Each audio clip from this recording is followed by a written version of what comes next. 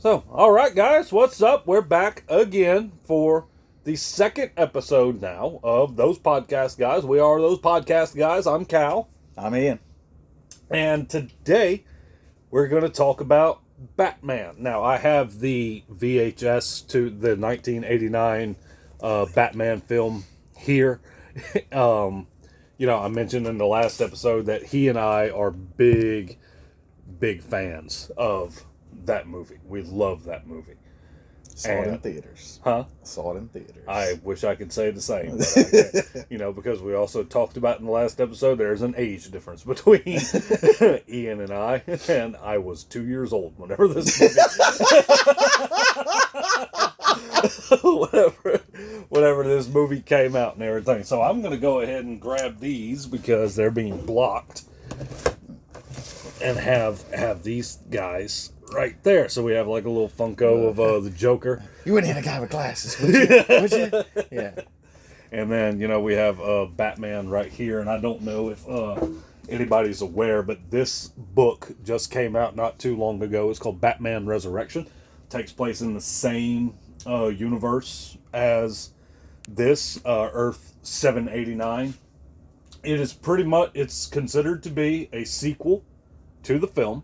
And it's basically dealing with the aftermath of the death of the Joker and all that. And so, yeah, I got it. I have yet to read it, but yeah, I'm looking forward to reading it. But anywho, so yeah, we are here to, I said the background here would be forever changing and all that. It changed a little bit. I don't have near the amount of Batman stuff that I have for Superman stuff, hence why I'm wearing a Superman shirt. But it's black, so it counts. Yeah, I got my, it's a brutal death metal hoodie. Yeah, so, like Batman death metal. So it works. It works. We're good.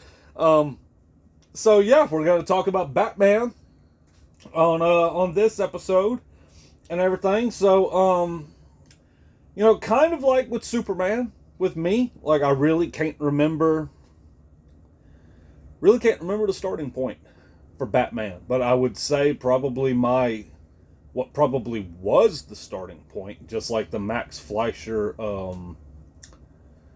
Superman shorts was my start for Superman. If I had to pinpoint something, I would say my start for Batman would be the old black and white serials that we had on VHS. And all of that. And so I don't remember a whole lot about them. Like I would watch them, pretty regularly whenever I was a kid, but I really don't remember a whole lot about like what the plot dealing with them is or anything like that. And then obviously, I was big into Batman the animated series whenever I was a kid. I've got a story about this movie right here. This is not. I found this at a flea market, and I was actually telling Ian here that I went out to my dad's house last weekend. And I actually laid eyes on my childhood copy of Batman, and I came close to swiping it just to be like, oh, I want it, but I'm like, I have this one here, so I'm like, whatever. I'll just leave this one here, but I'll jump into that later. We're not just here to talk about the 1989 Batman film. We're going to talk about just Batman in general. We're going to talk about like how we became fans of Batman. And you said, in the previous episode that you were more of a Batman guy than a Superman guy whenever you were a kid and all that kind of stuff. We're going to delve more into Batfleck and Ben Affleck's take on Batman. We're going to talk about Pattinson and how mediocre that's been so far. And I honestly, I don't have a lot of judgment on that just because I haven't seen Pattinson's Batman film. That's okay. You're not missing anything. Yeah. But anywho, so yeah, you had said in the last episode that you were Batman was more of your guy as a kid than Superman. Care to talk about that? Yeah, just so whenever I was a kid, like the big two for me were Batman and Spider-Man. I mean, it was the 80s. And I remember like going grocery shopping with my grandma, and they had spinner racks and stuff in grocery stores at that time. And I remember seeing on TV, it was announced that they were working on um, the first Burton film, and like it was the Batmania hadn't struck yet, but it was in the air. Like anticipation was high, Yeah. and so Despite the casting backlash. right, right, and there was like real backlash. I remember. Yeah, well, I mean, obviously, I don't remember because I was only able to look it up.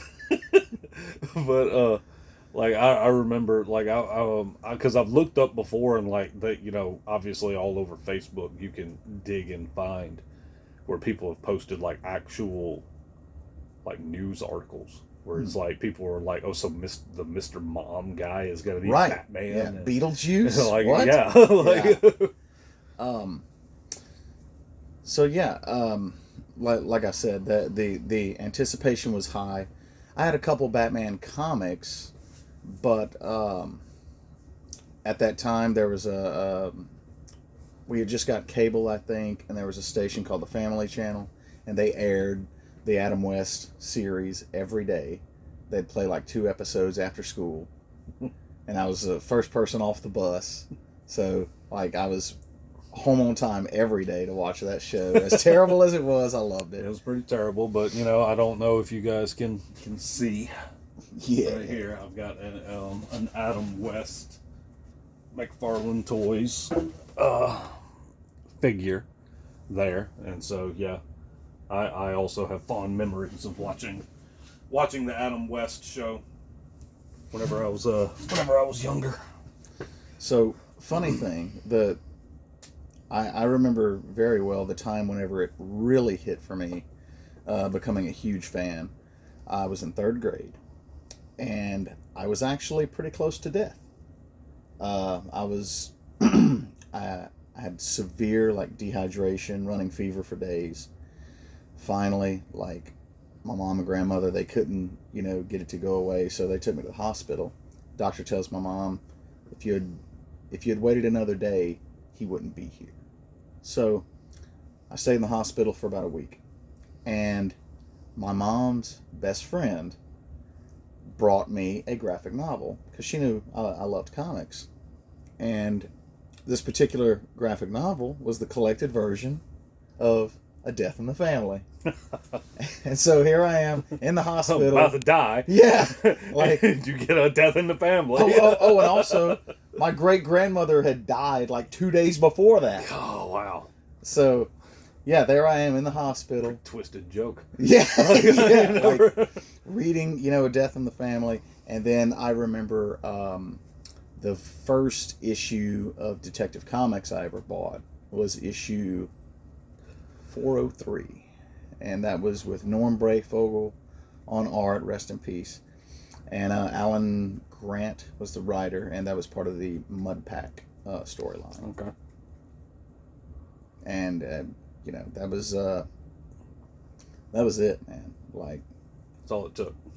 yeah, and I mean, yeah, from there was the animated show. I had Batman sheets. I had. So did I. Oh yeah, like in the pillowcases. Yeah, and yeah. all that stuff of the animated series.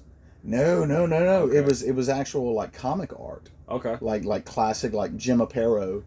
Comic art. What I had was like themed for like the Batman the animated series, and it was dark blue, and then it was just like little pictures of Batman, probably about that big, and it's like different poses that he was in, just all plastered all over it and everything, sheets and pillowcases. So yeah, like I said, I really can't remember. Oh, what you got? I had a Batmobile phone on my nightstand. What? I still have it. And yeah, the buttons were on the bottom. You just pick it up. Yeah. But it was the '89 Batmobile. Like I said, I can't remember the starting point, but if I had to take a guess, it would be the old black and white serials that they did. And obviously, the Adam West Batman show I watched here and there. One of the earliest memories that I have of Batman is being in a hotel with my father. We were traveling with him and everything, and the Adam West Batman movie had come on, and I remember, it's like I was young enough to where it's like it's the part where like Batman and Robin get knocked unconscious, and like Penguin's like, let's steal the Batmobile, like, and they go and steal it, and I remember, like, in my little kid brain, I was like, you dastardly people, like, you stole the Batmobile, I'm like, that's as low down as it gets, like, I can't believe they stole the Batmobile, and, so, yeah, very, very fond memories of the Adam West, Batman series and everything, and so, obviously, like, not an age joke, but obviously, like, by the time I got to be like 5, 6 years old, like, this had been out for a little while already. And so, us starting to become Batman crazy, I want to say it was my dad that got us the VHS copy to Batman. And whenever we went to watch it, like, because my mom, like, the kaiju guys know, any of you comic people that's joining don't know, I grew up in a very strict Pentecostal household. And so we were very much like, if the movie had, like, if it had nudity in it, it was absolutely off, like, nothing. Right. Like, I mean, if you even, like, I remember watching, like, TV shows and stuff like that, and there'd be a scene or something where people are out on a beach and there are girls down there in like onesies, like the bathing suits and everything, and we were told to close our eyes, like that. That's how strict it was. And so we get this, and it's a big deal. Like, cussing starts, there's cussing. My mom did not like that. My dad wasn't quite as crazy about the religion stuff as she was and everything. Like, he didn't go near as overboard. He wasn't near as strict with it as she was. Which, she was just doing what she thought was best and everything. I don't bear any ill will against her for all that. But I remember the feeling of, like, sitting in the living room on the floor, like, legs crossed, lights are out, and those two robbers, like, are up on the rooftop and everything, and that guy's like, I heard the bat got him, and you see Batman just slowly, and I mean, I remember sitting there thinking to myself, like, like, there he is, like, what? Like, he's behind, like, you're nervous enough to the point where it's like you're trying to warn the bad guys, like, he's right there, like, he's behind you. So, okay, real quick. The first footage they released, like, before there was a trailer, anything like that, they released that, like, 3 to 5 second clip of the, what are you? Mm-hmm. And the guy's like, I'm Batman. Yeah. Like, that was, like, that lit the fuse. Yeah. You know what I'm saying? Oh, yeah. And, like, so I like, they're still talking and everything, and then Batman comes, and that entire scene for a little kid that is coming off of that. Oh, yeah. To be witnessing this. Seeing him get shot, go down, stand back up, like, it's basically like, holy crap, like, is he bulletproof now? And, yeah, the whole bit, like, I remember thinking, like, oh my God, like, he's the strongest Superman whenever he, like, holds the guy, like, over the edge and everything, and whenever he does the whole, like, I'm Batman, slings him off to the side and just, like, jumps off, the guy comes and looks and Batman's gone. I was just like, that movie could have ended right there. As a little kid, and I would have been like, that's the most amazing thing I've ever seen in my life. Like, loved it.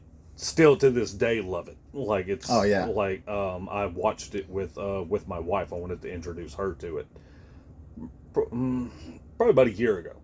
I was just like, let's let you watch it and everything, and unfortunately she did not care for it. But Can't win them all. no, you can't. But you know, my wife is not a movie watcher. She doesn't mess with movies a whole lot. And in the time that she's been with me, I've been slowly getting her to watch more movies and stuff. And so I had a perfect record, and Excuse me. but I had a perfect record, and this one is the one. She's just like, I went to ask her. She was not happy about the movie. Like, I mean, she Like was, at all? no, like, dude, it was like after it was over, I told her, I was like, because I'm always like, well, on a scale of 1 to 10, like, you know, what did you think about it? And she, you know, for so many movies, she would be like, oh, it's like an 8, or you know, it was a 7 or something like that. And whatever it came time for this, she's just sitting there, you know, after watching the movie, and I was like, so on a scale of 1 to 10, that's as far as I got. She went 4. And it's only that high because Knox was funny. Knox was fun. And I was like, wow. Like, it was not the reaction that I was expecting. But, you know, my wife, before you people crucify her in the comments and everything, she's very much she watches movies solely for, like, uplifting, like, entertainment reasons and all that. She's not a big fan of, like, watching, like, dark, gritty type movies and everything like that. Like, you know, you and I in the last episode talked about Nosferatu. Yeah. And how much we loved it. I wanted her to come watch it with us. And whenever I went to show her the trailer, I was like, here, watch the trailer to this and everything. And after the trailer, she just looked at me and said, absolutely not. And it wasn't because it looked too scary. It was just like, she's just like, that's not my kind of movie. Yeah. Like, I have no desire to watch something like that. And so, you know, this movie wouldn't have really been, really wasn't good to try and get her to watch it, you know. But, you know, I was like, I'm going to give it a shot. We'll see what happens. But anywho, the funny part concerning this movie with me was that my mom didn't like the fact that, like, Joker killed people and where he laughed whenever he killed people and all that kind of stuff. And so she took the movie from us, and she's like, no, y'all can't watch this.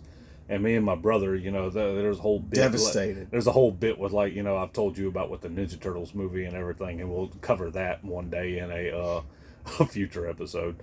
But you know, she takes it, and me and Rob are just like, oh my god, Rob's my brother, by the way, and like we're just like, oh my god, like, Shout out to Rob. Shout out to Rob. What's up, Rob? And we're just heartbroken. You just took. Because to us, this is now like the coolest thing we've ever seen in our lives. Like, how dare you take this away from us? You know what I mean? Yeah. And so one day, I mean, I'm talking like it was maybe about a year or two later or something like that. Like Mama and Daddy, you know, they left us. Daddy was always off working somewhere, you know, and Mama, she would go to work and everything. And so Rob, like, guess he was just snooping around. And he comes running into, like, our room. And he's like, dude, I found it. I was like, you found what? And he pulls, like, the VHS. And we're like, you found it.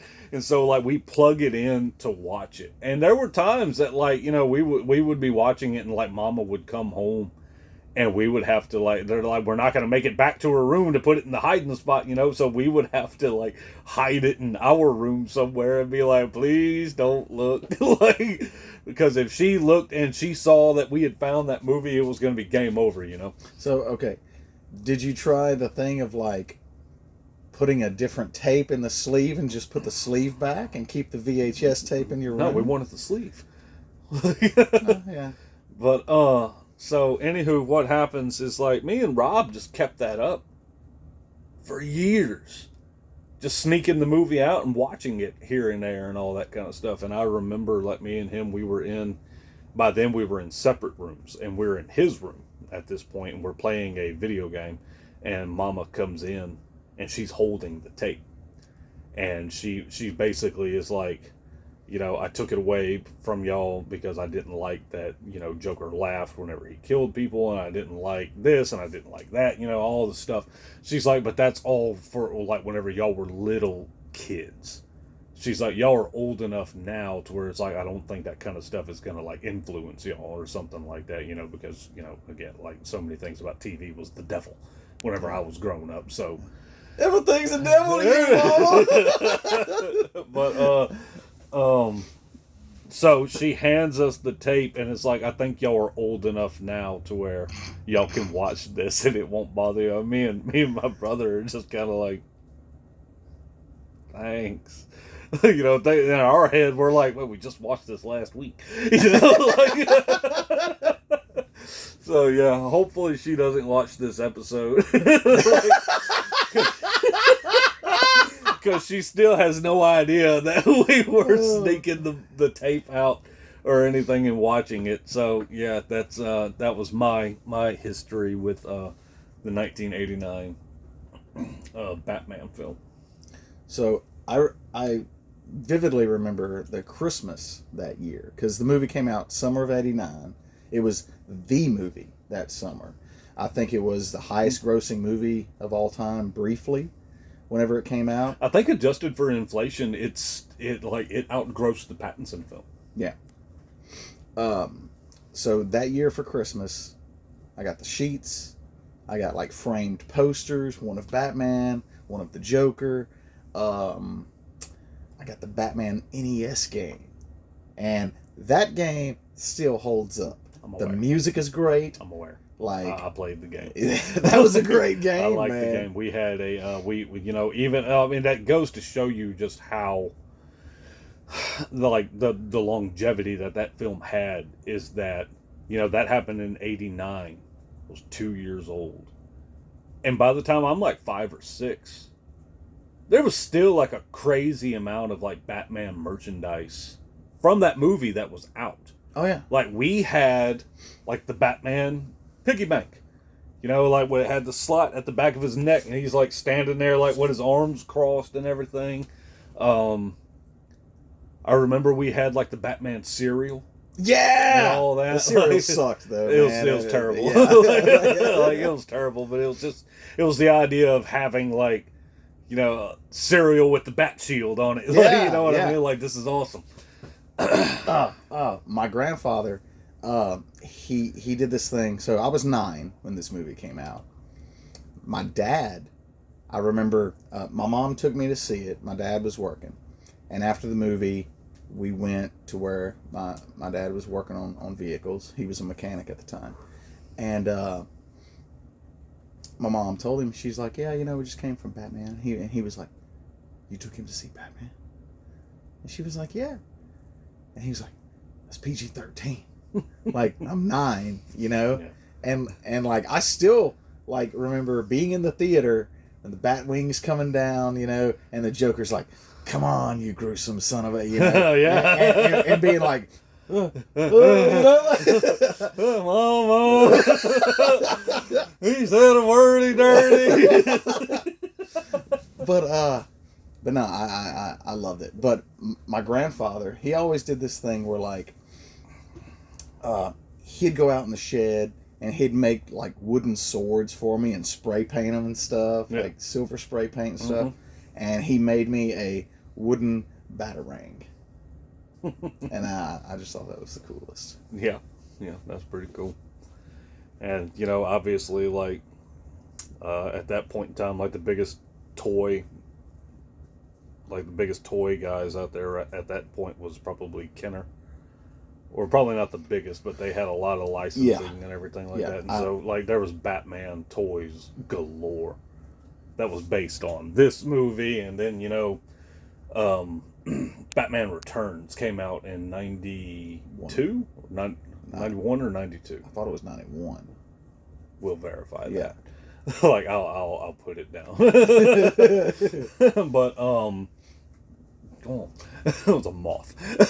But, so then obviously, like, I remember, like, it's one of those things. I know I was only like 2 years old. But it's like, I can't remember if it's like a false memory that I'm having. like I know for a fact I remember going into like Kmart's and stuff like that. Kmart was an old like grocery chain and everything that's no longer with us. But I remember going into like Kmart's and even Super Ones and seeing like banners and stuff of like Yeah. the Bat Shield and everything. And I remember for Batman Returns, because it was Christmassy and all that kind of stuff, the Bat Shield was like blue. Yeah, it was like snowy. There was like, Yeah. yeah. And I remember seeing that. But I also remember going into certain stores and seeing like the big, like classic, like Oh, this shield. Yeah, I And mean, so I don't know if that's like a memory from, as you know, because there's some, some memories will stick with you till the day you die. And it's just like, I remember like being small enough to be like in the, like, sitting in the top part of like the buggy. And like looking around and seeing like the big giant, I thought that banner was like the biggest thing in the world. Like, oh my god! well, like I wish I could have brought it. I still have like the official movie souvenir magazine for the '89 film, and I still have it for Batman Returns as well. But I remember whenever I got that, like pouring. I mean, the magazine's like falling apart. I read it so much. Yeah. But that's where I learned about Miller's Dark Knight Returns, Moore and Bolland's the Killing Joke. You know, I was already familiar with like, you know, the Golden Age, Silver Age stuff with Bob Kane and Dick Sprang and all that. But I mean that was like a Batman Bible, because it wasn't just about the movie. It was about the production, set design, the history of the character. It was just this treasure. The New Testament of Batman. For real, man. I mean, it was this treasure trove of information and trivia, and I was 9 years old, and like You got nothing but time to soak up knowledge, huh? well, I don't know if I can point to a comparable. Yes, I can. Okay, the only thing I can compare the Batmania, the height of Batmania, whenever this came out, the only thing I can compare it to is whenever the Ninja Turtles hit. Okay. That's how widespread it was. It was everywhere. Yeah. I mean, because this movie did not just appeal to comic fans. Everyone loved it. Yeah. I mean, this movie is as important and as great as the 78 Christopher Reeve movie is. I feel like this movie legitimized superhero movies as a bankable thing. Yeah. Like, from then on. And this was the benchmark that any superhero comic book derived movie that came after was measured against. Well, you know, like mentioning Christopher Reeve's Superman, like whenever it came out in 78, you know, like it was a big deal. It was one of them. It was like one of those deals where it's like, you know, it kind of was like the stepping stone for something like this, because it's like it made big studios realize, like, okay, there's a market for this. Like, we just have to continue to do it the right way. And then, of course, you know, you had all the drama that went down with Superman 2, which led to like the Richard Donner cut. Like, Gene Hackman almost walked away right then and there because of everything that was happening and all of that mess. But what really started, well, I think really helped this one is that, you know, obviously the Christopher Reeve Superman films took a pretty nasty turn. Like, yeah, you know, with Superman 3 is just love Superman 4 though. Oh, I love Superman 4. Like, you know, like, but I'm aware of how bad it is. Yeah, you know? but like, it's that's one of the things that I was talking about with you the other day. That it's like all art is subjective, but there are things that are objectively bad. That is a bad movie that we just so happen to enjoy. Like, and I love Nuclear Man. Yeah. Like, I love Nuclear Man. Like, I was super happy that Bendis, even for a very, very short time, whenever he took over Superman during, like, Superman Rebirth and all of that, or right after Rebirth. I can't remember exactly what freaking event. DC was doing at the time. But he brought Nuclear Man back for like one issue. Yeah, I heard about that. And I saw stills. And I was just like, I was over the moon. Because I'm like, this is something of my childhood. Yeah. But, you know, so Superman 3 and 4, Quest for Peace, was just... It was not received well. It was not acted well. You could tell everybody was just kind of going through the motions and everything. At this point, they're just throwing powers at Superman just for the sake of having. Like, you know, in part 4, whenever Nuclear Man destroys, like, you know, part of, like, the Great Wall of China and everything, and Superman is just like, oh, I'm just going to stare at it and... you know, and all the bricks just magically, like... You know, like, you know, you're not even trying to come up with a good narrative at this point. You're literally just, oh, he's Superman. Just let him be able to do it. Honestly, never thought about that. I just remember there was like a display at the Daily Planet where it was like this massive, like 1,000-pound weight held aloft by like a single strand of Superman's hair. Yeah. And, like, you know, oh, this is Superman's hair and everything, and Luthor just gets bolt cutters and... I'm just like, you cut that easier than I would chain. Like, yeah. You know what I mean? Like, come on. But anywho, so yeah, that's what the comic book movie market had become. And so then this is coming. Well, you know, something else is that this movie had the uphill battle of redefining what Batman was to people. Oh, yeah. Because for most people, they associated it with... the Adam West. Yeah. The 66, you know, Adam West Batman, or Super Friends, or Batman and Robin meet Scooby-Doo. Oh, yeah. You know, so I mean, they're honestly... Which in and of itself was based on the... Right. And, you know, of course, you know, high camp, 78... Superman, and really all the Superman movies, they had elements of camp in there, but it wasn't like jacked up. And so for this movie to come along, played completely straight, you know, that it blew people's minds. Like to be taken seriously. Like, it's one of the, like, oh, that's not that little kiddie, like, comic book movie that I used to watch whenever I was a kid. Right. Like, because imagine people that whenever this movie was happening, I mean, I know you and I kind of experienced it, but we also watched that whenever we were a kid. There were people that was like, you know, in their 20s and 30s that grew up watching that. Right. That now all of a sudden they're going to see this. Yeah. Like, it's a very eye-opening, like this ain't your father's Batman. Like, you know? Right. Well, I remember my uncle, you met my cousin Isaac, it's his dad. My uncle went to go see it. He saw it the week before I saw it. And I was just like, oh, I was like, you got to tell me, how was it? And he was like, it was amazing. And I was just like, okay, don't tell me anything else. You know, like...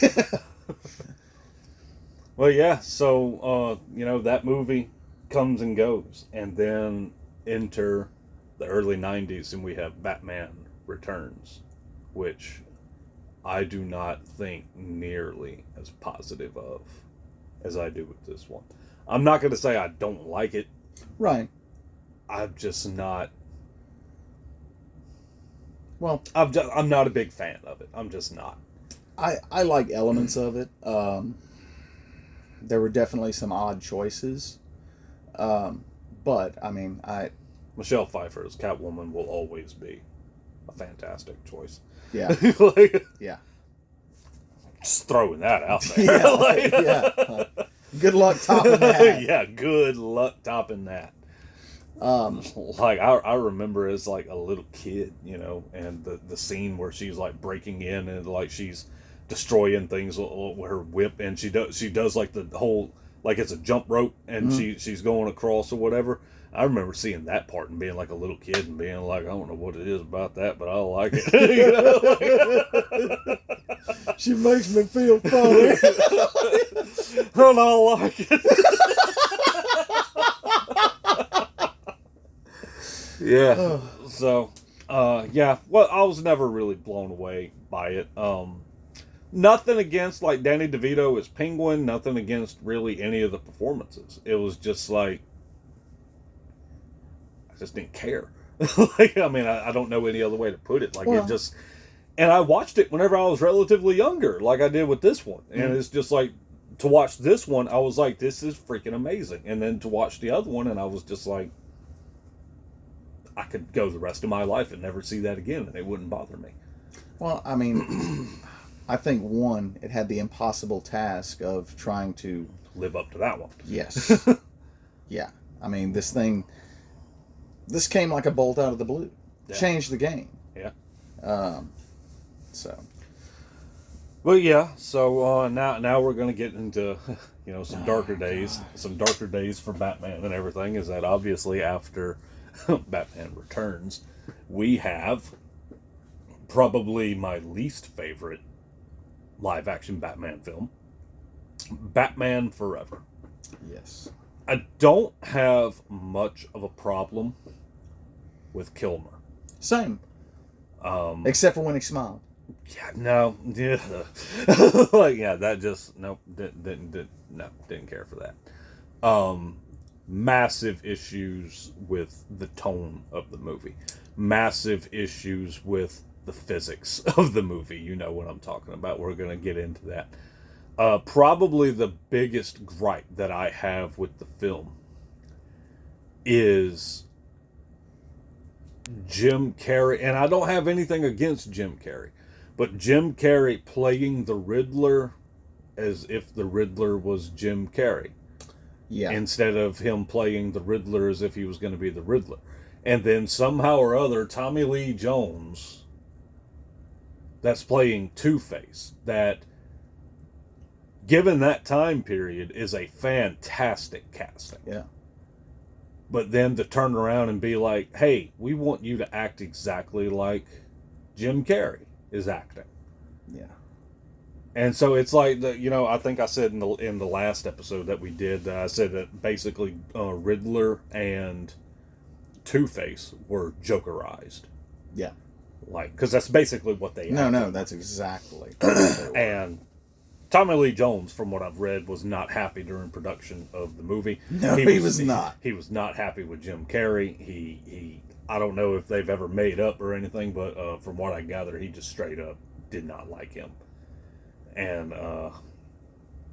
yeah, Chris O'Donnell, looking like he's in his mid-20s, but trying to come across as like someone that like Child Protective Services need to look after. Like, I'm like, come on. Like, but the 90s were really, really bad, and TV's gotten television and cinema have gotten a little better about having age-appropriate actors play those roles. yeah. The 90s was not a time for that. No, it was not. Like, you would have 30-year-olds like you would have playing grown teenagers. you would have grown people. Like, I could see your 5 o'clock shadow when you're playing a high school kid.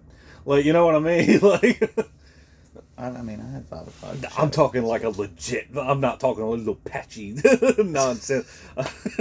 But like, yeah, it just.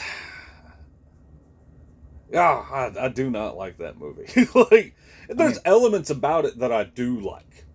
Like, I love the design of the Batmobile. Like, I don't know what it is about it. It was kind of like an HR Gigerized Batmobile. I don't care.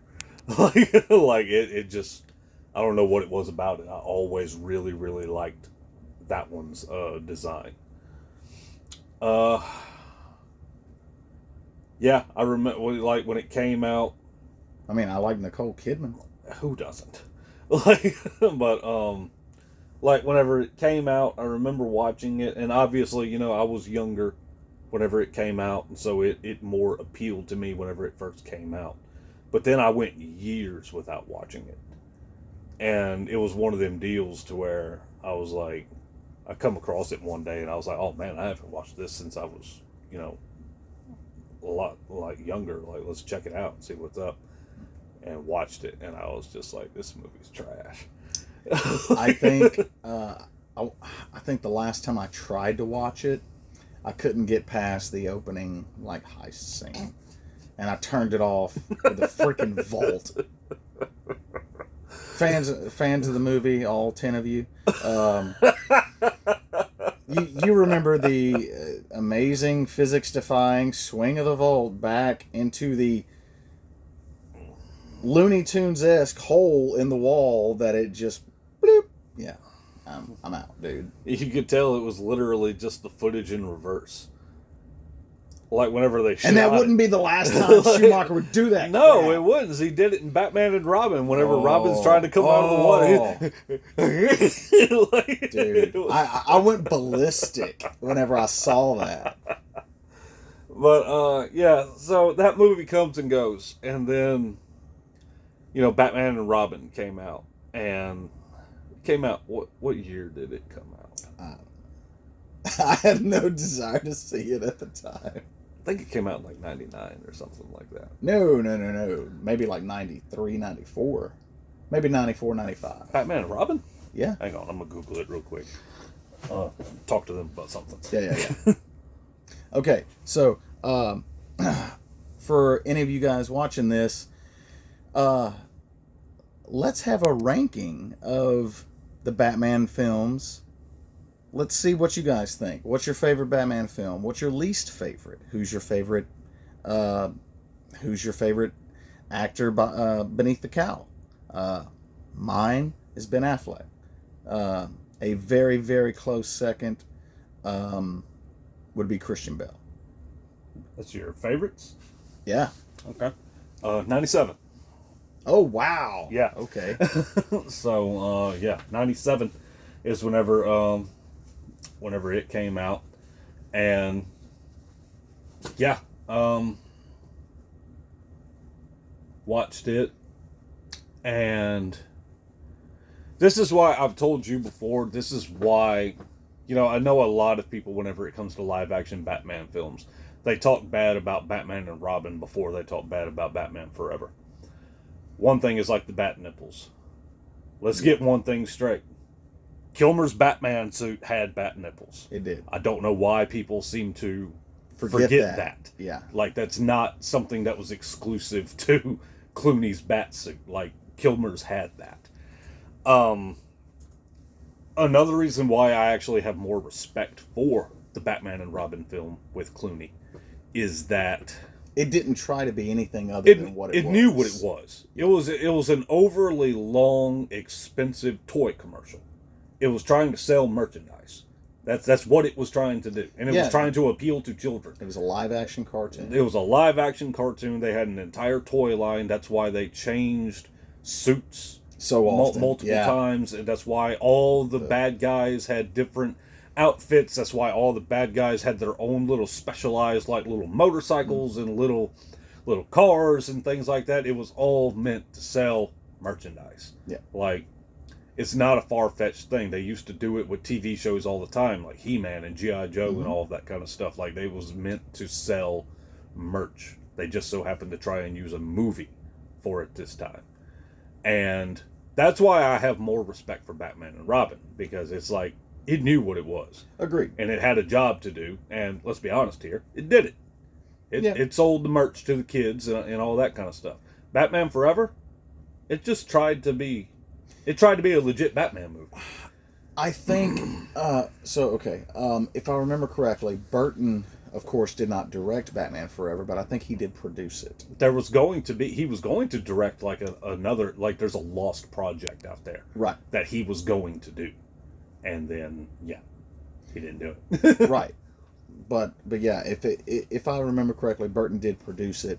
Of course, Joel Schumacher directed it, and you looked at that camera like he was like he was staring back at you.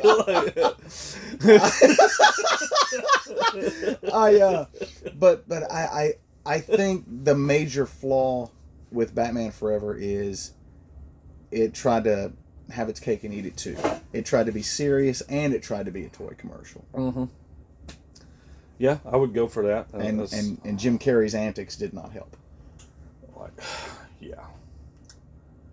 So, nonetheless, like Clooney's Batman and Robin, um, essentially kills the franchise to the point to where there were people that was like, we don't know if this is ever going to be able to recover from this, which Right. I can understand why they would think that at the time, but at the same time, it's like, eventually enough time will pass to where anything can recover from something. Like, you know what I mean? Yeah. And so then, you have uh, Christopher Nolan pop up. Wants to do Batman Begins. And he's going to do like a very realistic take on Batman and all of that. And I remember for Batman Begins, I was not super hyped for it. Yeah, I guess I don't know any other way to put it that at that point I was like, I'm kind of Batmaned out. Right. Like, that 89 Batman was awesome. Batman Returns, Batman Forever, hated it. Batman and Robin, Well, at this point, it's like, oh, we're doing another Batman movie. I'm like, oh, yeah, because the other ones did so well. Like, you know what I mean? So it's like, I didn't know who Christopher Nolan was at the time. I didn't know, I didn't know anything about it. Like, I had seen Christian Bale in a few things at that time. Like, so it's like, I don't know how you're going to do. The main thing that I knew Christian Bale from at that time, they did in 1990, I believe, they did an adaptation of Treasure Island. Charlton Heston played Long John Silver, and Jim Hawkins was played by a very young Christian Bale. Okay. And that's mainly what I knew him from. And so to me, I'm like, oh, Christian Bale is going to be Batman. I'm like, Jim Hawkins? The Treasure Island kid? Like, that's Batman? Like, that's just how I viewed it as. Okay, so I unfortunately was not able to see Batman Begins in theaters. And Nor I. And I remember there was definitely anticipation, but there was a lot of trepidation. People were like, I don't know. Well, yeah. Because at that point in time, people were like, man, we're doing Batman again? Right. It wasn't a whole lot of... I mean, if you had Batman and Robin came out in 97, and Batman Begins came out in, what was it, 03, 04? Something like that. Yeah. Well, continue your point. Just fact-checking myself. So, my exposure to Christian Bale... 05. I was gifted a copy of the DVD of American Psycho and the novel at the same time, like immediately, whenever it came out. American Psycho was a fantastic film. Yes, it is. Yes, it is. Immortal film. Yeah. And I remember just being very impressed with Bale's acting, and it's one of my favorite movies. And then after that, I saw Equilibrium. And once I saw Equilibrium, I was like, if you take Patrick Bateman and combine him with his character in Equilibrium, you get Batman. Yeah. And so even before Batman Begins, came out, I was like, man, Christian Bale would be a great Batman. So I felt pretty vindicated, So yeah, comes out, and I obviously I'll wait for it to come out like on DVD because I had zero interest to go watch it in theaters. And comes out on DVD, and I watch it, and I remember like, okay, yeah, it's okay, it's pretty good, but I mean, it was nothing that really blew me away. Like, as far as I was concerned, I'm like, this film was still head and shoulders above anything Batman related. And I was like, this was okay. And so I remember the hype beginning just because, like, at the end, whenever they do the teaser for the Joker. Mm-hmm. And I remember, like, you know what I mean? Because I was very much like, you got some big shoes to follow, like whoever they pick to be the Joker. And I will admit this. Like, I've admitted it to multiple friends of mine. I've told this story that whenever Heath Ledger was cast as the Joker, and I like Heath Ledger. I still like him to this day. Rest in peace. Like, I was one of those people. Like, I'm perfectly fine talking about it. I'm one of those people that's like, I'm not watching the movie. Like, I think that's a horrible choice. I think there's no freaking way he's going to be able to pull it off. I think it's The movie's ruined. Like, I had nothing positive to say about it. Damn. Okay. Well, then, yeah. And then, unfortunately, he passes away. Didn't really change my opinion on the fact that I was like, I don't want to watch the film. Because it was one of them things where it's like, I think they got it wrong. Like, I'm not going to, I'm not even going to entertain this. I remember the girlfriend that I had at the time. We were just, we were in town. She wanted to go watch a movie and all that. And this is obviously before, you know, like we had phones, but we didn't have like the miniature computers that we have now, to where like you could just like get notifications that like, oh, this trailer just dropped, kind of like, you know what I mean? So it's like I had not watched the trailer for The Dark Knight or anything yet, and so we went to go see a movie. It was called the Caveman movie, 10,000 BC. She said she wanted to watch it, and I actually ended up liking that. But so we go there to watch it, and trailers start rolling. One of the trailers is The Dark Knight. And I remember sitting there. So this is literally going to be my first exposure to anything concerning the movie. I've not looked up any set photos. I've not watched anything about it or whatever. And I remember when I found out, like, oh, this is what it was, I was kind of like this movie here, And, like you hear Joker doing the monologue and everything, like in the beginning and all that kind of stuff. And whenever he gets to the part where he says, you're just a freak. And then he says, like me. And then there's the explosion. You see the cards going. And then there's a Joker card on the ground. It's on fire. And you hear Heath Ledger's Joker's laugh in the background. Sent a chill down my spine. Yeah. And I will tell anybody, it was in that moment right there, I said, I was wrong. And I was like, okay. Watched the rest of the trailer, saw Heath Ledger doing whatever it was he was doing, and I was just like, it was a level of acting that like I did not think he was capable of. Agreed. And yeah, I was sold. I was like, I cannot wait to go watch the movie now. I was actually there opening night. Same. To go see it. And I will say now, I'm not, I know there's plenty of people out there that are haters and all that, but I will say now that whenever you talk about like acting performances, like purely just acting performances and all that of like certain characters and all that kind of mess, I will put Heath Ledger playing the Joker up against damn near anybody.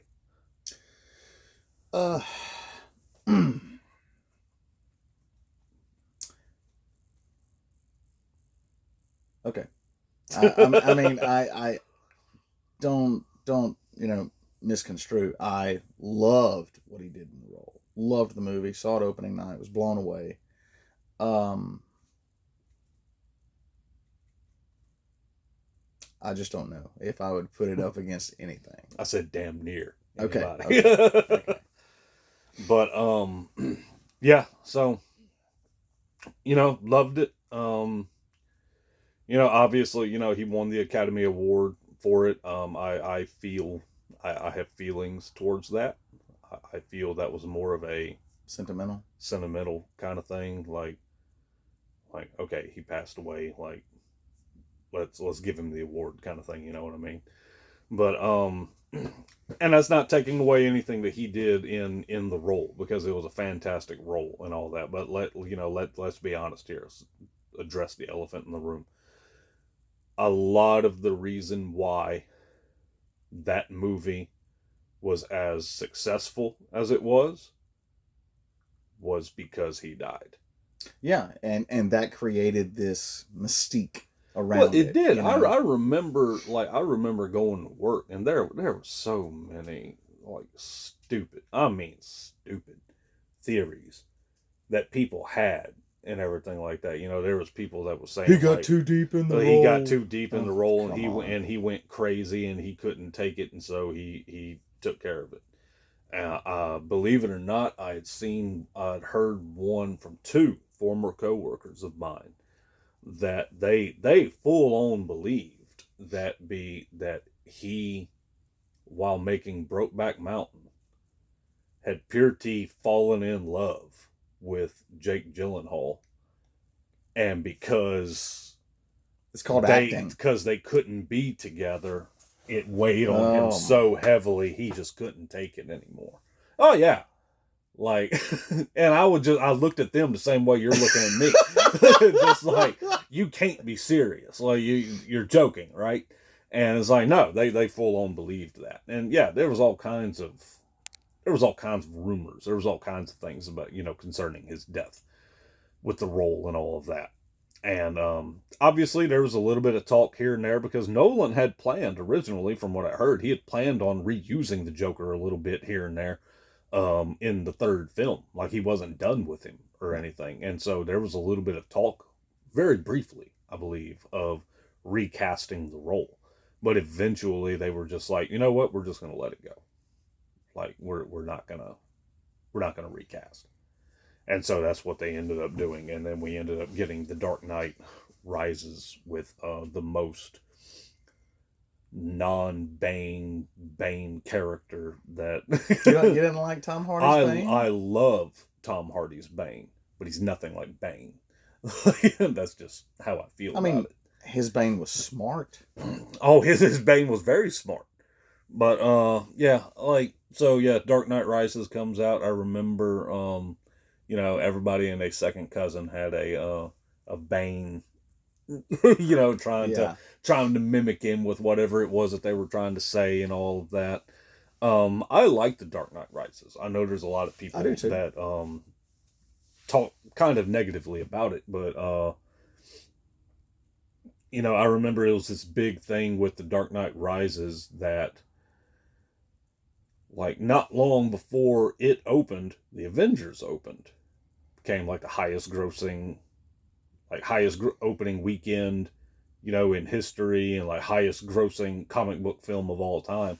And so it like inadvertently became this thing of like Marvel versus DC. Like, okay, well, Marvel's movie did this. What's DC's movie gonna do, and all of that? And whenever it didn't do what the Avengers did, it's like people were like, oh, it's because it's not that good of a movie. It's like, or it's Batman going up against literally the first outing of the Avengers, like, ever. Oh, dude, like the hype for that was unreal. Oh, dude. And the way that they did it all, releasing just like one movie at a time, and like with the post-credit scenes, which was not exclusive to the MCU, despite what little MCU fanboys want to think. Nor is the concept of a shared universe exclusive to the MCU. Correct. Hello, Quentin Tarantino. Hello, Universal Monsters.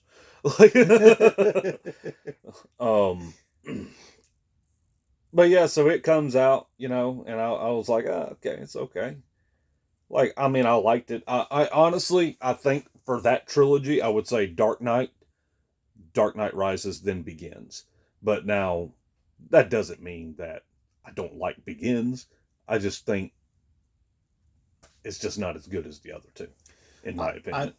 I actually loved Begins. My only quibble with Batman Begins is that I think they failed to capture the essence of my favorite Batman villain. Like, Ra's al Ghul's my favorite. Yeah. And that's nothing against Liam Neeson. It was just the characterization they chose to go with. Yeah. So for me, it's Dark Knight Begins, Rises. Well, say I remember watching Begins for the first time and getting like uber mad whenever they acted like it made it seem as if like Ra's al Ghul had gotten killed like very early in the film. I was just like, it was like this stupid movie. Like, who's gonna be the bad guy now? Like, you know what I mean? And and then Liam Neeson, comes back at the end, reveals that he was Ra's al Ghul and all that, and I was like, okay, you saved it. You came close, but you saved it. But yeah, and so there's that trilogy of films. Thought it had a good ending, the trilogy. I would have been okay with them not shoving it quite so in our face that Robin is going to be like the new Batman. Like, you Yeah. know what I mean? Yeah. Like, Yeah. Um, let's see. So we've talked about movies. What is your favorite Batman storyline? Comics.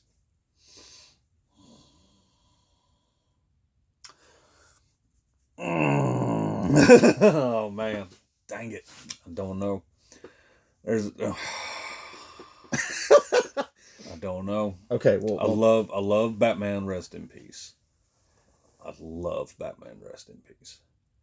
so that's part of my favorite Batman What are storyline. you talking about? Mine is just the Grant Morrison Just the run. Grant Morrison run. Yeah. Okay.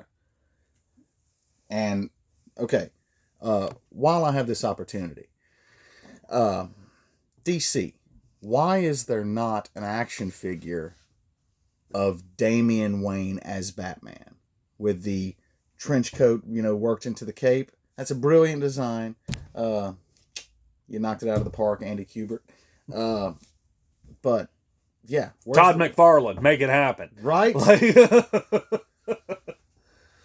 but no, I don't know. I love Batman. Rest in peace.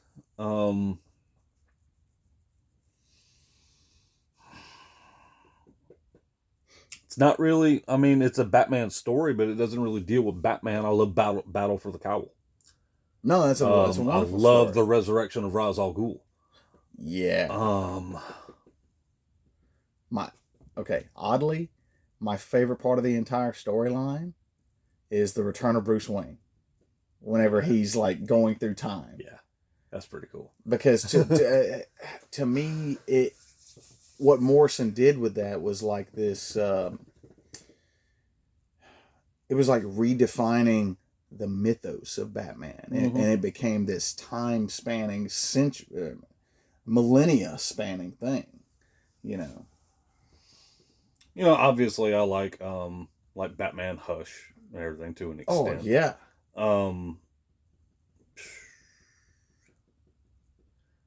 Here's a hot take. I'm not crazy about the Killing Joke. I'm just not. Like, I'm not saying I don't like it.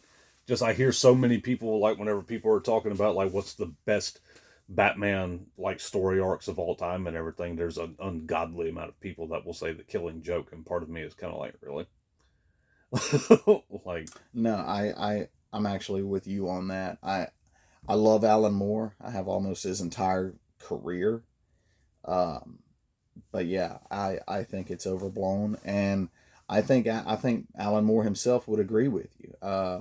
It's said that he actually kind of felt bad afterwards with what he did to Barbara in that story, and part of the reason he did what he did with America's Best Comics and the League of Extraordinary Gentlemen and his run on Supreme, amazing, was like this apology, for being so grim in his earlier work.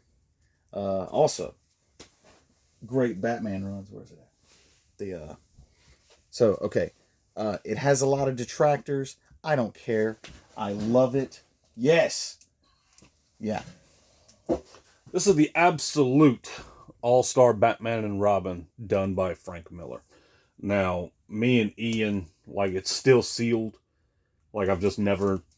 I mean, I'm not keeping it sealed for any kind of particular reason. Yeah. It's just, whenever I got it, I have never bothered opening it yet or anything. Changing my answer. A favorite Batman storyline of all time. Grant Morrison's has got to be a close second. First, Miller's Batman.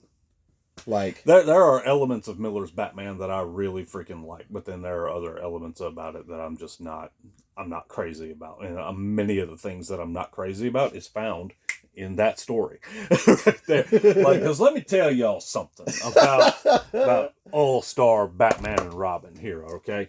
Well, I was going to be meeting y'all for like a UFC fight night or something like that at Buffalo Wild Wings, and at the time I lived a pretty good distance out in the country and all of that. And so a lot of times I would just go on ahead and come to town early and then just find somewhere to be, and just kill time until wherever it was we were going to go. And so I go to Books a Million and all that, and I had always heard about All Star, and so I was like, okay, let me check this out, like see what's up with it and everything. And so I open it up, start reading it and everything. It doesn't take long at all. Jim Lee's artwork, and I see, we got Vicky Vale and pretty much her skivvies and all that, and so I'm like, okay, I could probably enjoy this, like, but I can't remember. It's been so long since I've read it because I have just a regular trade paperback for it as well. This, like, in the last episode, I said I have a love-hate relationship with Dawn of Justice, unlike any other film. I probably have the same exact thing with All-Star Batman and Robin. I Because get it. there are things that I love about it, and there are other things that I just absolutely despise. Like, to the point to where, as I was reading it for the first time, it was almost like the thoughts would come through my brain of like, is he trying to ruin his own legacy? Like with Batman? Like what is like what was he thinking by doing this? But I can't remember. It's been so long since I've read it. I can't remember exactly like what order things happen in and all of that. But like you got the part where he's like running across the rooftops like I'm GD Batman, and all that. I'm just like, okay, I don't care for that, But and an immortal meme was born. yeah, but and then you have the part where I think the dialogue was he goes through like the window of a cop car and like kicks a cop in the face and verbally says, "Eat boot, copper." Yeah. Like I closed it, put it back on the shelf, and was just like, I will find something else to do while I'm trying to kill time. But it was just something about it. I was just like, I gotta finish it. It's like, oddly I compelling. was interested enough to where it's like, well, I gotta see what happens next. And so went, got it, sat down. I was just cussing like a sailor. I was like, this stupid blankety blanket book, and everything. Open up, thumb back through, copper, like this is so stupid and everything. So I kept reading, and there was another part. Well, I can't really remember what it was. Something had happened that made me think about closing it. I shut it and was just like, What? Okay. Was it whenever he asked Dick Grayson if he was mentally handicapped in a bygone generation's parlance? So. I honestly can't remember. But then, and then like towards the end, or whatever, like we have, they paint the room and themselves yellow. That was so cheesy. Like, and it's just like, I finally get through it, like read the whole thing, like put it up. And you had texted me or something, said that you were on your way, and I was like, okay, like I'm at BAM, like, you swing by here if you want, we still got time to kill. And so you showed up, and that's whenever I like broke it to you. I was like, I read All-Star Batman and Robin, and you were like, oh God, like, you okay? I'm like, I'm just like, like it was something. It was something. Let me tell you. Yeah, but I do have the absolute version of that because I got it because the absolute version is more complete than just the regular trade paperback that I read and that I actually own. So I got that, and eventually I'm going to like, because there are absolute versions of all of the DK stuff, all of them, like yeah. the Dark Knight Returns and Strikes Back are in one absolute volume, and then the Master Race is in a separate volume. And year one, that's part of it too. And year one, that's right. I'm watching them all either on eBay or Amazon. One of them I'll end up pulling the trigger eventually. But even with like, I really really like the Dark Knight Returns. I'm not crazy about the treatment of Superman. Like, I think a lot of Superman fans hate that particular part of the Dark Knight Returns. You know what I mean? But you know, I will tell anybody that he redeemed himself with the Master Race by having Batman acknowledge Superman's been holding back the entire time. Yeah. And pretty much made Batman acknowledge kind of thing, like he could have taken he me could have at ended any me time. at any time he wanted to, kind of thing. And he didn't. Which then Frank Miller did a thing on Superman Year One, which again I own single issues and a hardcover of, but I have yet to read. It's all right. Uh, as a quick aside, um, he and I were talking earlier. We do plan on doing a Frank Miller centric episode at some point, so stay tuned for that. Comment down below what your favorite Frank Miller story is. But yeah, so yeah, I don't know whenever it comes to like what my favorite Batman story would be. Like, I don't know. I've never really put a whole lot of thought into it. Like, I'll have to come back to that one maybe on the next episode or something. I'll after I've had a chance to think about it a little bit. I'll let you know. Now, as much as I love Grant Morrison's run, like I said, one of my two favorite runs of all time on the character. And I've read like 1950s Batman comics, like, and I'm not talking reprints. Like I had copies of them. Really goofy stuff, you know. Yeah. Well, as you know, I'm currently reading Swamp Thing, and like it's very goofy dialogue back in like like the 50s to like the 60s and all that kind of stuff. Like it just is. Like, So you have to mentally like prepare yourself to where like I'm gonna read some stupid lines. yeah.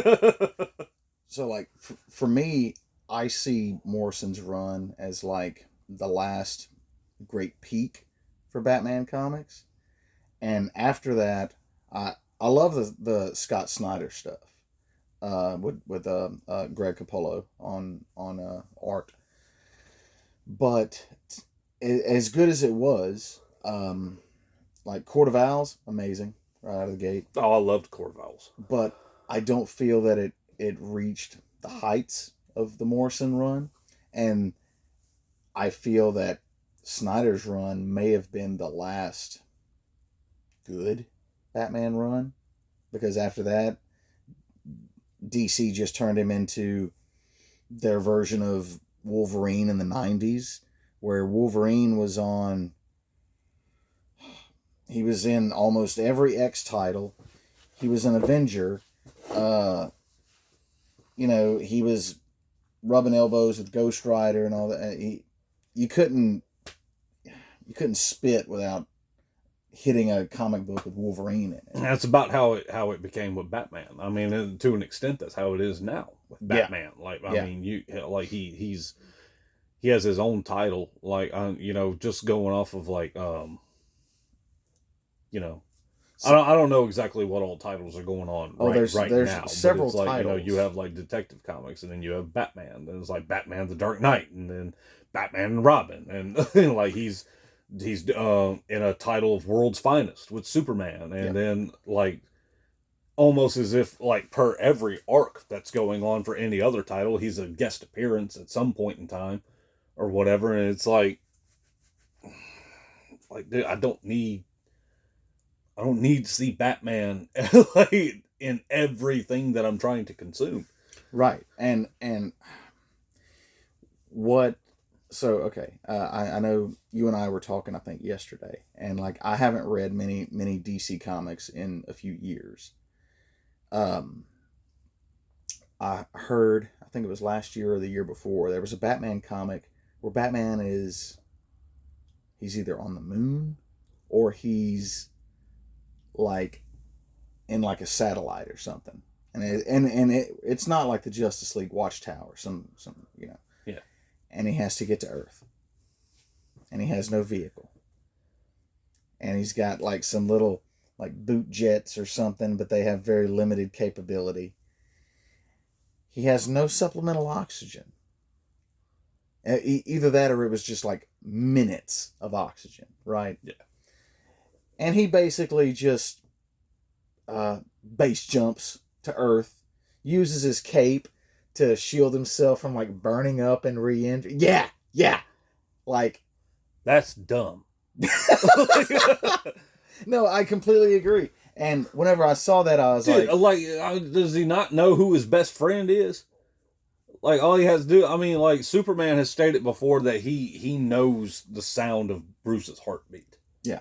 Like, you're gonna, unless this is going on during the whole time, like what Superman lost and all that. But I mean, during that time, like, Superman was lost. He perceived it as being gone for 10 years, but he wasn't like gone that 3 long, minutes. Yeah. or something like that. So it's like, yeah, I don't know. Like, I don't know. Like, I get that Batman's gonna Batman, but like, that's the quote for the episode. Batman's gonna Batman. Like, that's might be the title of the episode. Like, Batman's gonna Batman. But it's like, at what point does he just swallow his freaking pride and be like, "Hey, Soups, get me to Earth," like, dadgum. Well, and something else you and I were talking about, like the difference between Marvel and DC. I feel like DC's greatest successes in recent years have come from more alternate continuity than anything else. Yeah, Elseworld and things like that. Yeah. And Marvel still has the same continuity they've had since 1961. So, arguments could be made going back to 1939, actually, for Marvel. But anyway, that's neither here nor there. But what I'm getting at is I've looked at some sales stuff over the last couple years for comics and stuff. I'm much more of a comics fan than I am like, I don't really do like collectibles and action figures just because I also play guitar, and that's a hobby in and of itself. Yeah. Yeah, like you got to pick a lane. Yeah. Unless you're like a freaking trillionaire or something. Right. And comics ain't getting any cheaper. No. Do something about it. Yeah. So, like, I remember back in the day, like, whenever comics went up in price and everything, that, like, one of DC's big things was drawing the line at $2.99. You remember that? Mm-hmm. Yeah. They erased the line. You know whose comics are still $2.99 every issue? Who's that? Spawn by Todd McFarlane. I can believe it. I mean, he rakes DC over the coals with the collectibles and everything like that. He can afford to that, and like Todd never did all the gimmicks, the glow in the dark poly bag, holographic, contains DNA crap, super duper promo, ultra rare, and all that. We're team McFarlane, by the way, as well. Yeah. Long time team Spawn. But no, I feel like for somebody who professes to be a loner, he's got a whole freaking family. But then he's like, I gotta do it myself. Yeah. It's like, dude, you've only had like 17 sidekicks, and right. You've like and 14 girlfriends, and like, but like the Bat stable is still growing. Yeah. And I feel like the Bat, I don't feel like, I know, I've looked at the sales. Batman is what's keeping DC afloat right now. I hate to say that. Pretty much. I hate to say that. Because God knows we've seen greater highs for Superman, Flash, Green Lantern. So. Well, I'm hoping that. I'm not gonna lie. A lot of success with comic books go hand in hand with the success of their films and everything. And here lately, DC has not been doing super great. I actually kind of disagree with you there. The reason why is, are there kind of like mini promotional jumps in sales with a movie? Yeah, I mean, it's kind of like putting out a new #1, which Marvel does every other week. Change it. Go back to legacy numbering. Um, yeah, there'll always be like a little bump for a number one or some kind of milestone issue, but those readers tend not to stick around these days, and that's a sad thing. That's a sad indictment on the state of the big two. So I think that if they get things squared away with their movies, that'll get even maybe people that used to read a little bit more hyped to the point where it's like like okay, maybe let's check out some Superman comics again. Or you might have somebody that's like, they might only be watching the movies and be like, okay, let's go check out some comic books now or something like that. Because yeah, it's like you said, Batman's pretty much the only thing that's keeping DC afloat right now. And it's like, it's kind of hard to fathom that. Like, they have like major characters. Yeah. And it's like, they're not even touching like the top 10 and or anything. And it's like, what in the world? Like, so, again, I'm Marvel. He's DC. You and I were talking about the differences between the companies, and you said that DC's got one thing that will always kind of put him over the top, and that's Superman. And I completely agree. I think that's for me personally. No, I completely agree. And the reason why is because I think that if you look at the most recognizable figures, historical, fictional, and otherwise, globally, it's like Jesus, Elvis, Superman. Yeah. I'm not joking. Yeah. Like I mean, you would be hard pressed, and I'm talking about strictly just like when I say it would be hard to find one. I'm talking like little itty bitty kids that barely have an understanding of certain things. Right. To show the S shield to somebody, and they would be like, I don't know what that is. Right. Like, whether they've ever read a comic book, whether they know, oh, that's Superman. Like, oh, do you like Superman? I've never had anything to do with Superman. It was like, but I know what that is.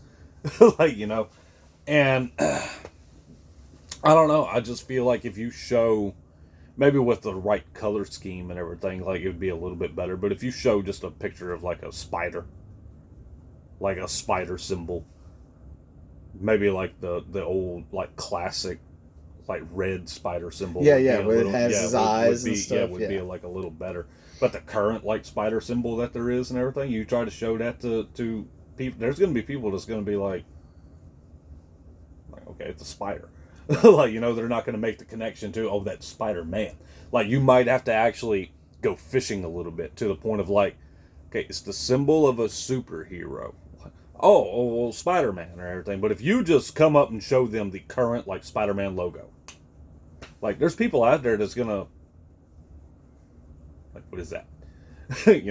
Nobody's gonna ask you what the S shield is. Right. And so, and that's like I said yesterday. I mean, they might even say, oh yeah, that's for Shaquille O'Neal. Oh my God. That's a very terrible movie, by the way. But yeah, like that's why I said for me personally, like, it doesn't matter. Like I said, I could go the rest of my life and never read another DC printed comic, but still read Marvel. And if anybody ever asked me, like, which do you like more, Marvel or DC, I would say DC. And if they were like, why? I'm like, because they have Superman. I don't need anything else. Like, I just don't. Like, that's just, I've been a Superman fan my entire life. Like I said, cannot remember the starting point. Like, yeah, that's just, that's just all it is to it. Now, and I like Batman, don't get me wrong, but I think that DC has created a monster with him. Because Okay, I'm glad we're going this route, because I was going to ask, like, I think the logical place to take this is, how can we get, or what could DC / AT&T Time Warner do to get Batman back on track? Getting back on track in what way? Like, not just obnoxiously shoved down our throats? Yes. Stop putting him in every single freaking comic that there is.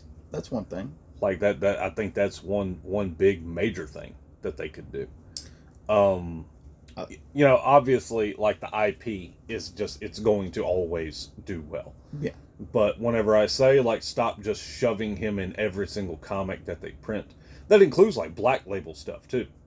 No. Like I don't need 17 different new titles coming down the pipeline of like, oh, here's a 3-issue miniseries of Batman by this writer, and here's a 6-issue miniseries of Batman from this writer, and all that, because unfortunately, they know Batman fans are going to consume it.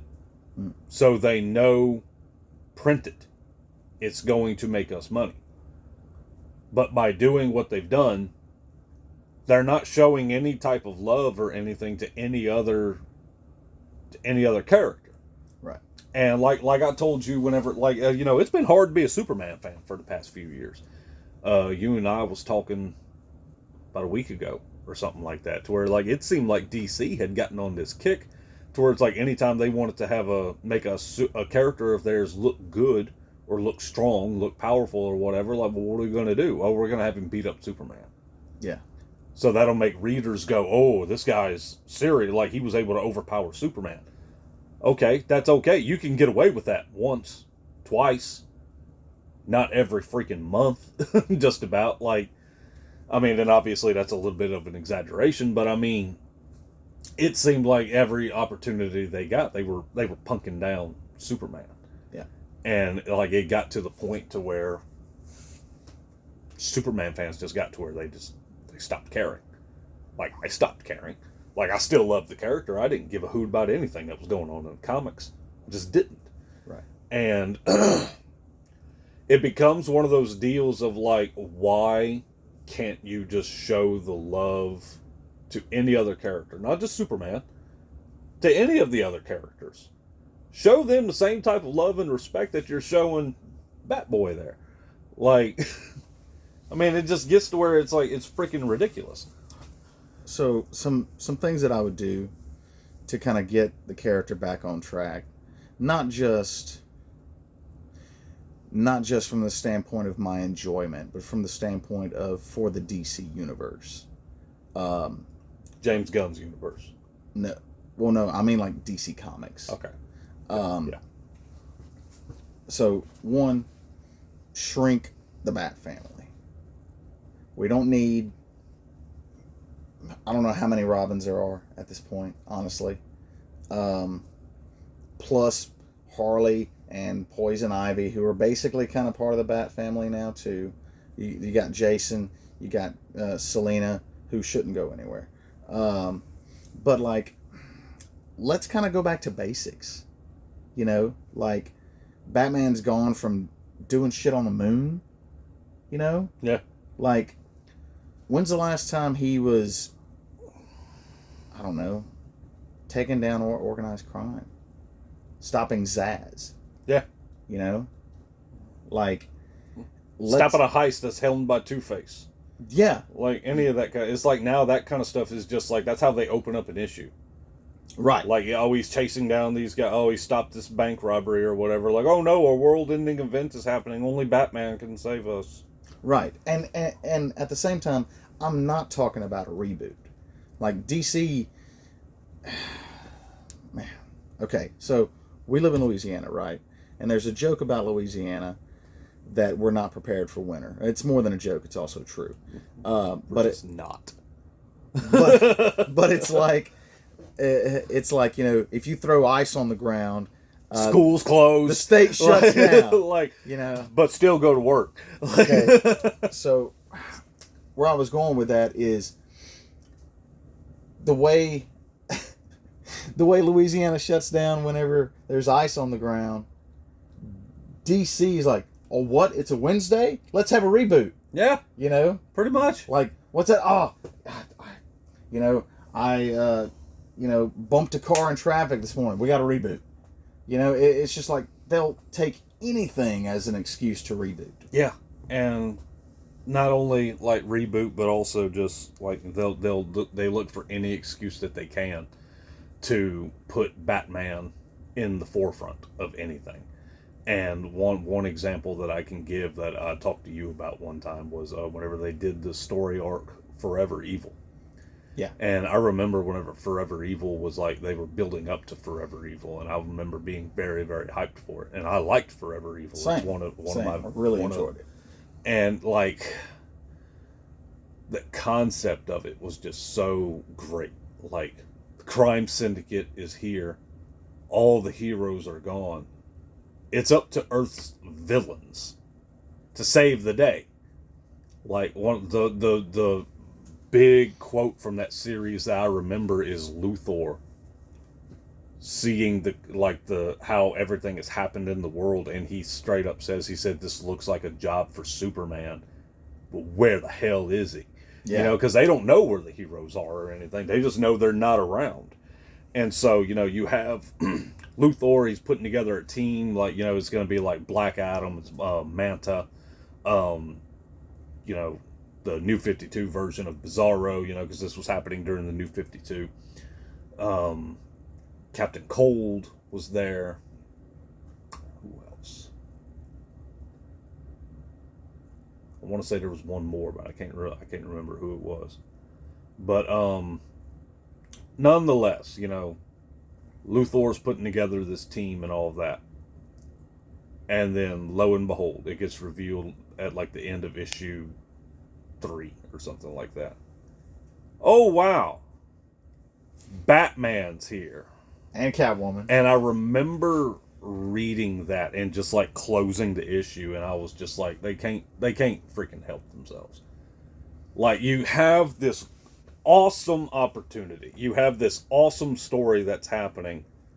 Crime Syndicate has taken over the Earth. It's up to Earth's villains to put a stop to this. Throw in Batman. Like, why? No reason. Just throw him in there. He's still there. Throw him in there. And I'm just like he was completely unnecessary. And to me, that didn't make sense from a story standpoint, because everybody knows how resourceful and capable Batman is. Yeah. Like, like, yeah, but they're like, what? Rich guy in a suit? Let him have his kink, you know? Like, yeah. But yeah, so you know, that's one of the prime examples that I've always used of like just shoving Batman into something that he doesn't need to be in. Like, everything about that story was like just building up to, and, you know, and the inclusion of Batman didn't lower that story for me. It was really just an aggravating speed bump. Yeah. In my opinion, to where it's just like, really, like, we were getting along so well. You know what I mean? Like, why did you have to shoehorn him into this? Like, but, you know, hey, it is what it is. But, you know, even though everything that we just got done saying, I love Batman. Yeah, same. Like, he's still, like, one of my favorite characters. Like, I mean, look, I have, like, collectibles of him. Look, I did not like this movie. The Pattinson, I don't know if you guys can. So, can you? Right here? Yeah. Yeah. Yeah. So this thing is based on artwork by Jim Lee. It's like a shadowy version of Pattinson's Batman. That's the artwork that it's based on. And I saw this in Walmart. This is after I had already seen the film. Did not like the film. It's just like, no, the movie was stupid. I'm never going to bother rewatching it. May not even go see the sequel. Like, you know, whenever it comes out. I just did not care for it. If and when. But I saw, disregard that. But I saw that and was like, oh, I've got to have that. It looks freaking awesome. And so I got it. But Ian's phone went off, ladies and gentlemen. But yeah, freaking love Batman. Not just, you know, bad mouthing the character or anything like that. I just wish, you know, it's one of them deals of like, I don't know, too much of a good thing can be bad at times. Like, I don't know.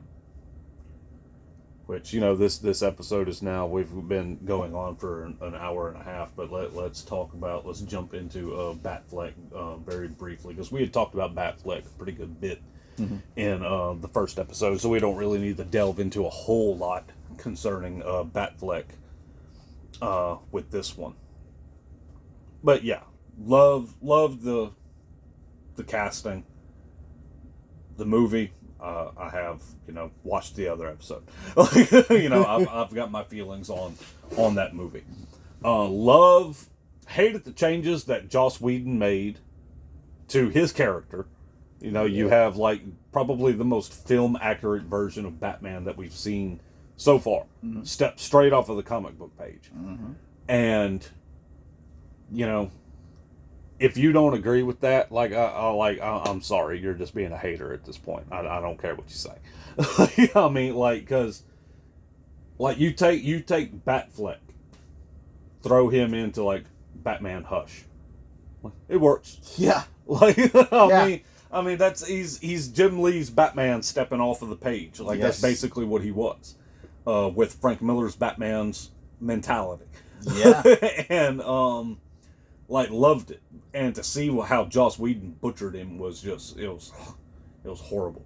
But to see the more serious version that matches the tone of the Snyder Cut or Dawn of Justice, to see that tone in the Snyder Cut was just freaking awesome. Oh, yeah. And despite what you may think about all the stuff with Snyder, love him or hate him or anything, I'm a big Ben Affleck fan. Not just him for Batman, just in general. I'm a big Ben Affleck fan. And I really, really I just wish things had worked out better. I had I don't quite know where it is. I've got a little short kind of chibi version of Batfleck, in the armor and all that kind of stuff. Nice. You can push a button on the back and his eyes light up and, and all that stuff. But I don't quite know where he is. I might dig for him later. But yeah, really, really wanted Ben Affleck's solo Batman movie. Yeah. Where he was going to throw down with Deathstroke. And all that, because I'm a massive Deathstroke fan. Up until the end of Rebirth, I have all the Deathstroke stuff collected in trade paperback. I've got numerous collectibles. I've got statues of him and all. Yeah. So I was very much looking forward to seeing Affleck's Batman versus, I'm not even going to try to pronounce his last name, Joe's Deathstroke. I was ready to see them two throw down. And nope, got that jerked away from us. Has the script ever leaked? No. Get on it, internet. Leak that script. But yeah, I mean, it's I don't know. I don't understand why. There's obviously a demand for all that kind of stuff, so I don't understand why DC is not even entertaining, doing it in animated form or comic book form or anything, any type of form. It's just nope, all of that's dead. We're not concerned with any of that. Well, I mean, but hey, never say never. Look how long it took for us to get the original version for Alien 3 in comic book form as well as a novelization. Mm-hmm. Look how long it took to get the Richard Donner cut of Superman 2. So I guess never say never. It might be another 10 years down the road or whatever. Hey, we're going to do a comic book series of the rest of Zack Snyder's story. Or, hey, we took the script, the story treatment that Affleck had come up with for his movie. We've handed it to a comic book writer. Artwork's going to be done by Jim Lee and all of that kind of stuff and everything. We're going to do a graphic novel, Black Label, for, Dude, that would be amazing. oh my God.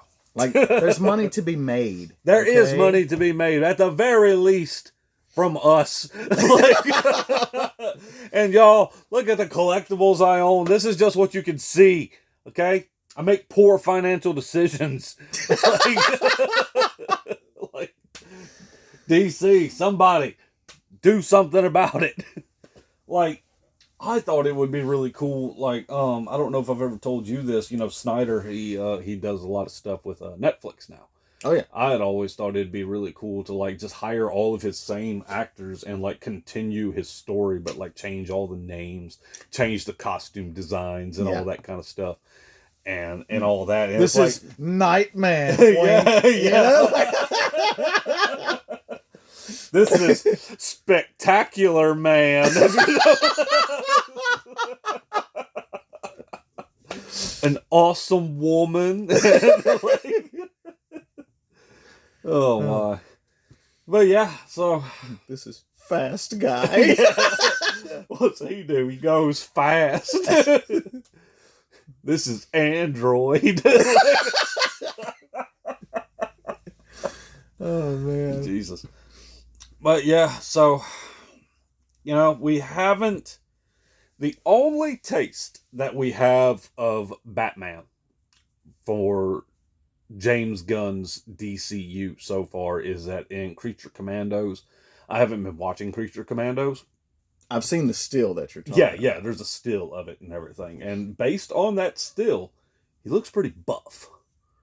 Like very Frank Miller looking like Batman and everything. So that absolutely rules out Pattinson, because there was a lot of people. There's been so much speculation on if they were going to merge, like if Pattinson was going to be moved into the DCU and make it to where it all takes place in one universe and all that kind of stuff. And James Gunn has, I think he's flat out said no, it was going to remain separate at some point.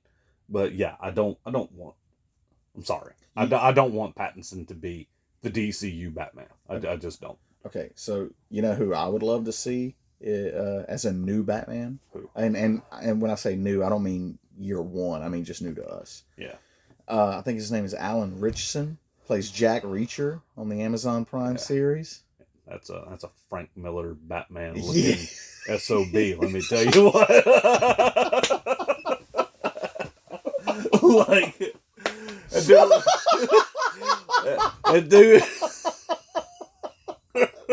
That dude wouldn't need no CGI to fill out that freaking costume right there. You hear me? Like, man, like, yeah, he would be great. There's been a lot of people, like, he's actually openly stated he wants to play Batman, and like, yeah, it would be great.